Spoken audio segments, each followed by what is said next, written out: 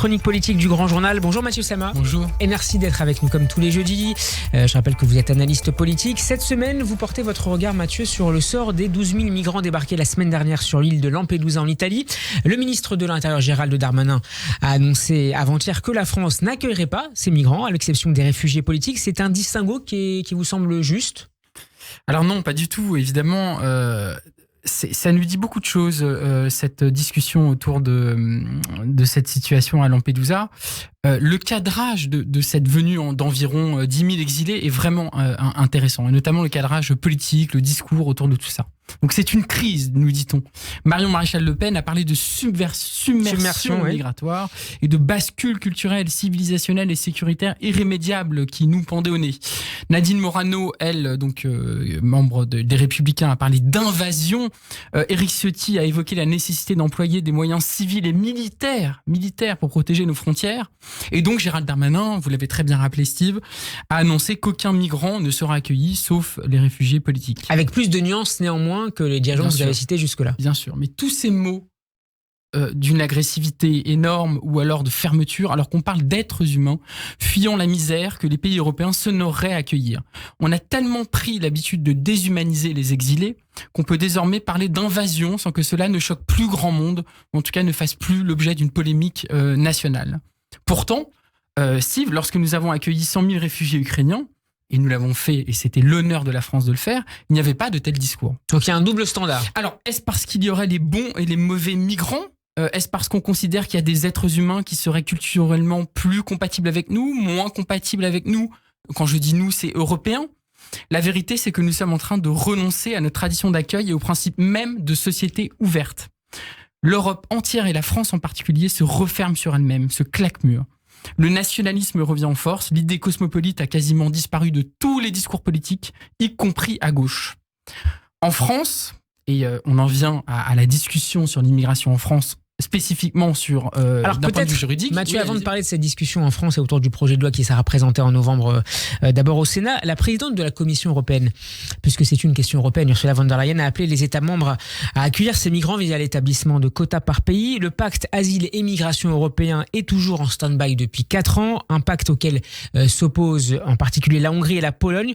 Comment faire avancer ce dossier alors que la crise continue et s'aggrave au fur et à mesure des mois et des années? Eh bien, quand je disais que l'Europe était en train de se refermer sur elle-même, ce pacte migratoire est l'exemple parfait de cela, puisque c'est un pacte qui, en réalité, durcit les conditions de l'entrée sur le territoire, met des frontières beaucoup plus fortes au niveau européen, et aussi, en quelque sorte, sous-traite le traitement des flux migratoires à des pays qui sont alliés de l'Union européenne, notamment au Maghreb. Donc c'est un pacte qui est tout à fait contraire, encore une fois, aux principes d'accueil qui étaient au départ, disons, les principes de l'humanisme européen. Donc la France a vocation, selon vous, à accueillir tous les migrants, notamment de sa proximité, donc du Maghreb notamment. Au niveau européen, nous avons les moyens, encore une fois, d'accueillir toutes ces personnes de manière digne, à condition évidemment qu'il y ait la volonté politique. Alors, en France, il y a un projet de loi... Quelle que soit, Mathieu, la raison pour laquelle ces personnes souhaitent rejoindre le territoire européen ? Quelle que soit, évidemment, il faut traiter au cas par cas certaines demandes, mais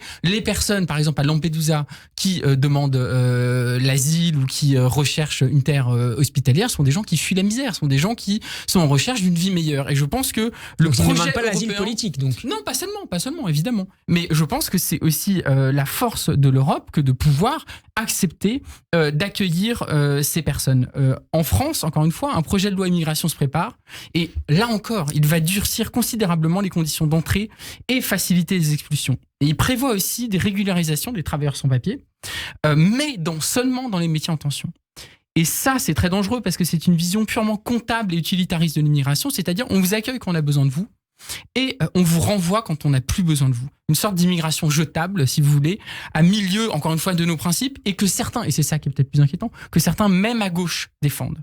Mathieu, sur ce débat, le Rassemblement national, vous évoquiez tout à l'heure l'élu Reconquête, en tout cas la dirigeante Reconquête Marion Maréchal, qui surfent tous les deux ces deux mouvements sur cette dernière crise à Lampedusa pour dénoncer une submersion qui menacerait la France. Comment ce qui se passe à Lampedusa, selon vous, influence le débat politique français sur l'immigration? Eh bien, encore une fois, le traitement de cette situation est fait de manière dramatique. C'est-à-dire qu'on considère que c'est le risque d'une submersion, que c'est une crise migratoire. À partir du moment où on dit déjà que c'est une crise migratoire, on pose les problèmes du débat dans un axe qui est profondément contraire à l'esprit d'accueil. Or, encore une fois, cette fermeture du monde et cette idée qu'il faut réguler et contraindre le plus possible l'immigration est absurde. La migration n'est pas une option, c'est pas une préférence, c'est un fait. Les hommes fuiront toujours la persécution et la misère. Ils fuiront aussi les conséquences du réchauffement climatique. Et ça, le monde doit s'attendre à de plus en plus de migration climatique à cause du réchauffement.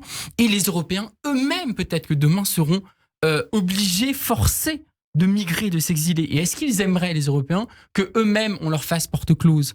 Donc la solution n'est pas d'aider les pays de départ, notamment où il y a un accord qui a été signé avec la Tunisie, de permettre leur développement économique pour permettre à ces personnes qui seraient désireuses de rejoindre l'Europe de rester sur place. C'est pas la solution pour vous? Bien sûr que si.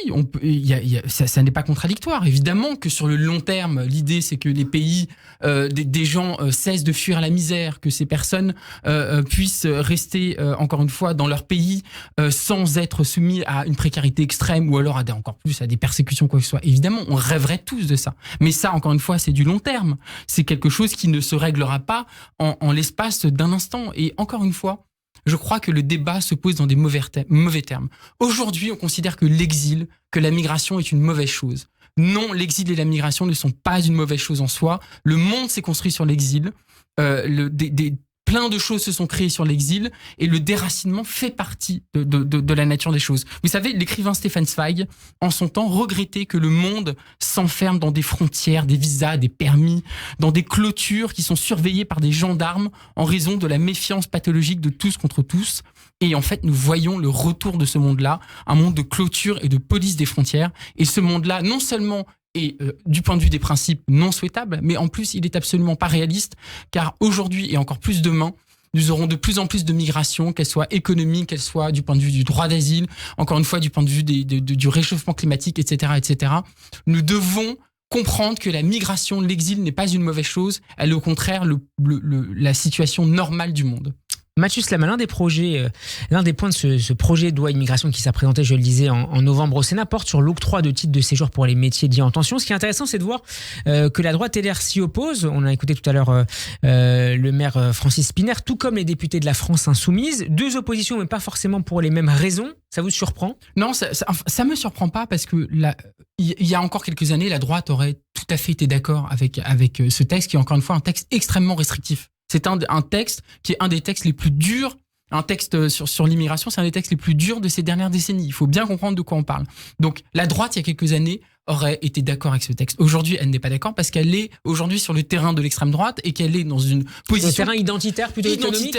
Identitaire, évidemment, et sur une position qui est de dire il faut fermer les frontières, il faut même, et quand on entend Éric Ciotti, il faut même protéger militairement les frontières. Donc, si vous voulez, on a une dérive du débat public et notamment à droite qui est extrême. Sur la gauche, en effet, LFI a pris position contre ce texte, encore une fois, parce que ce texte prévoit la régularisation seulement des travailleurs sans papier, seulement dans les métiers en tension. Donc, c'est-à-dire que c'est quelque chose de très spécifique et qui également introduit une insécurité pour les personnes qu'on va régulariser, puisque à partir du moment où les métiers ne seraient plus en tension, ça a été dit par Gérald Darmanin lui-même, eh bien, ils seraient renvoyés chez eux. Donc, c'est une loi profondément anti-humaniste, là où je pense qu'il faudrait régulariser tous les travailleurs sans papier. Je donne juste un chiffre pour finir.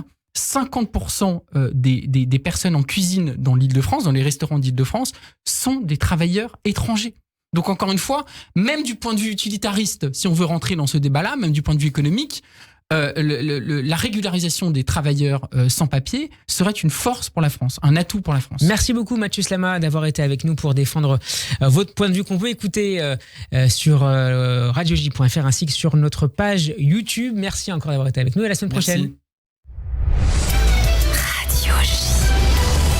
Steve Nadjar. Radio J. C'est le moment de marquer une petite pause dans cette émission, mais on se retrouve dans un instant pour la deuxième partie du Grand Journal. Nous écouterons Pascal Sunshine et Arié Bensemoun à propos du voyage de la tournée américaine de Benjamin Netanyahou aux États-Unis. Donc restez avec nous, vous êtes bien sur Radio J, à tout de suite.